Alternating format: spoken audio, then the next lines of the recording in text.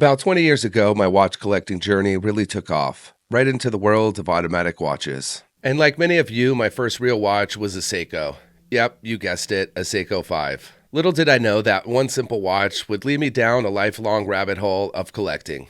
Over the years, I've owned plenty of Seikos, but if there's one that still haunts me, it's the Alpinist. I honestly have no idea why I ever sold it. Probably one of those far too many watches, some have to go situations. But now, Seiko has dropped a brand new version of the Alpinist, and honestly, I think it's their best release in a long time.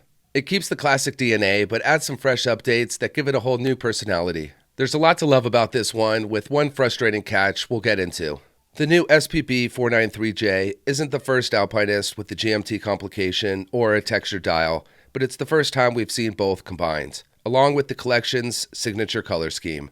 Back in 2003, Seiko released a blue and black dial GMT Alpinist with a quartz movement and a pretty simple design. This new version not only has an automatic movement, but it also has a dial that's flirting with Grand Seiko's level of quality. Seiko loves drawing inspiration from nature, and this time the textured dial takes cues from the wing feathers of hornbills, a tropical bird native to Southeast Asia. What makes the Alpinist so special is the rugged yet refined aesthetic. And if you're a fan of the SCV F009 from 1996 or the SARB 017 from 2006, you'll notice their influence here, especially in the color scheme. The SARB 017 had that classic green dial with the black internal rotating compass bezel. This time though, Seiko flipped the script, giving the bezel that signature Alpinist green while going with a deep black dial. Another small but interesting tweak are the hour markers. Instead of the usual mix of triangular markers and Arabic numerals, Seiko went with the 8 dashes and numerals only at the 12, 3, 6, and 9. The applied markers also have sharper edges, making them look even more refined against the textured dial.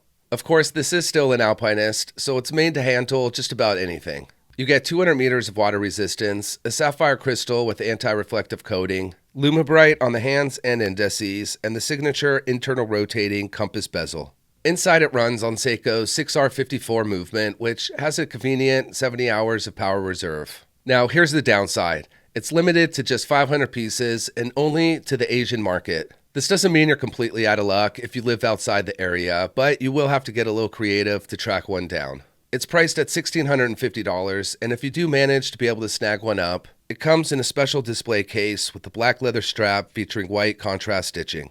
Honestly, I'll never fully understand why watch brands make these really awesome watches in limited runs, but that's the game. What do you all think of limited editions? Are they exciting or just frustrating? That's all the time that I got for today. As always, thanks for watching. I'll see you next time.